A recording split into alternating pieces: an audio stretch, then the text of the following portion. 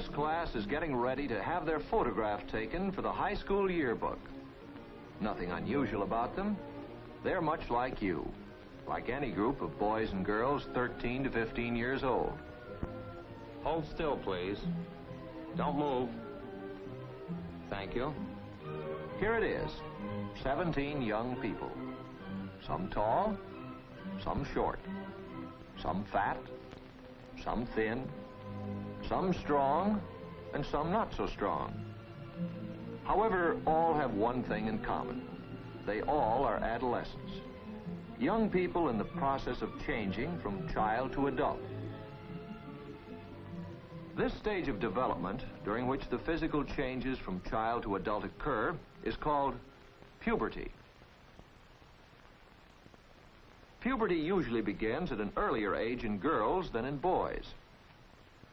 Most girls enter puberty at about 12 or 13, and most boys at about 14 or 15. Puberty is a very important stage in your lives, and you should fully understand what it means and how it affects your body.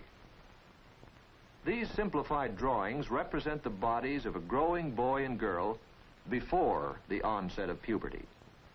Regulating the growth and life of the human body is a system of glands. They are called the endocrine or ductless glands. These glands do their work by secreting certain chemical substances called hormones. Some of these hormones bring about changes within the body. During puberty, they are also responsible for the changes which finally turn a boy into a man and a girl into a woman. These glands are the pituitary gland, the thyroid,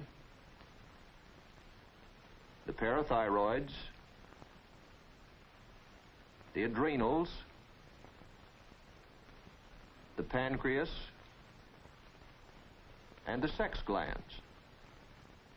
The glands thought to be most important in the development of the human body during puberty are the pituitary gland and the sex glands. The pituitary gland sets off the process of puberty by increasing the secretion of that hormone which controls the rate of growth of the body. Therefore, puberty is introduced by a rapid spurt of growth. Growth, however, varies for each individual person. For some, the young body may start its growth by shooting up several inches in a few months. For others, the growth in width may come first. And there's even another kind of person. The body may take its own good time before it starts growing in any direction. However, the proportions of the body usually become balanced when the process of puberty is completed. Sometime after the period of rapid growth has started, the pituitary gland, for the first time, secretes another kind of hormone. This new hormone influences the sex glands in both sexes. In the male, the sex glands are called testes. In the female, ovaries. The sex glands now increase their own production of hormones with the result that the physical differences between boys and girls become more pronounced. In the boy, the larynx and the vocal cords change so that his voice acquires the deeper pitch of a man's voice. The shoulders become broader, the thighs grow longer, and the muscles become stronger. Hair begins to grow on the face, under the arms, and in the pubic area. Perspiration also increases. The girls also change. The hips broaden out, the thighs and shoulders become rounded, the pubic hair and underarm hair begin to grow, and the breasts begin to develop. Sometimes one breast will mature more rapidly than the other. This occurs quite often and is no cause for concern. But these developments of puberty do not always happen at the same age. It is perfectly normal that some boys and girls develop sooner, others later. Therefore, whether you're among the early or the late ones, don't let it bother you. Also, for some boys, pubic hair may be the first sign of puberty. In others, the change of voice. And for some girls, the development of breasts may indicate the beginning of puberty, while in others, this may be the last development to occur. In addition to these developments, another change occurs at puberty. The sexual apparatus begins its full development. In the male, the external reproductive organs consist of the penis and the scrotum. The scrotum contains the testes. The testes, as you recall, are the sex glands in the male. They're like a factory in which, beginning at puberty, the male sex cells are made. These sex cells are called spermatozoa, or sperm cells. For the next 30 or 40 years, or even longer of the male life, these sperm cells are constantly being formed in the testes. They are stored in a long tube that is folded to fit within the scrotum. Millions of sperm cells are stored in this tube, from which some of them may be discharged from time to time during sleep. From this reservoir, the sperm cells travel through the seminal ducts. Here, fluids from various glands are added to form the semen. The semen, containing the sperm cells, passes through the urethra, sometimes called the urethral canal, and out of the penis. The semen, in the last part of its journey, travels the same route taken by the urine coming from the bladder. Now let's consider the female reproductive organs.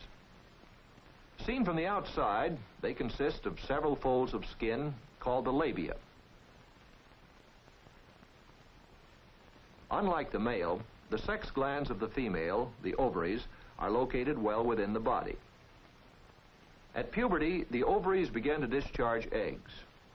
These eggs, called ova, are the female sex cells, and they continue to be discharged for the next 30 years or so. Many eggs grow in the ovaries, but usually only one matures about every 28 days. When an egg matures, it breaks through the wall of the ovary and enters this tube, the fallopian tube. This breaking through of the egg is called ovulation. The mature egg travels slowly through the fallopian tube toward the uterus. At the same time, the lining of the walls of the uterus becomes enriched with blood. If sperm cells from a male have been introduced into the vagina, they must travel up through the uterus and into the fallopian tubes. It is in the fallopian tubes of the female that fertilization usually takes place.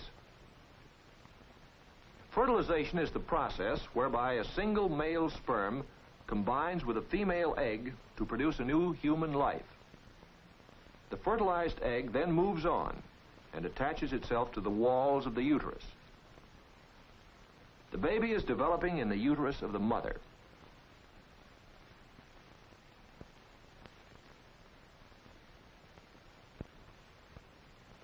Food from the blood in the wall lining of the uterus feeds the growing baby until it is fully developed within the mother. There is no direct connection between the blood of the mother and the blood of the baby. The time during which this development occurs lasts 9 months and is called pregnancy. After this, the baby is born. If fertilization of the egg does not occur, the egg dissolves or disappears. When this happens, the blood in the wall lining of the uterus is not needed and is discharged from the body. This is called menstruation and happens every time an unfertilized egg dissolves away. That is, about every 28 days. So we have seen that during adolescence, our bodies undergo some intricate and wonderful changes. As a result of these changes, boys and girls become men and women, bigger, stronger, and capable of having children of their own.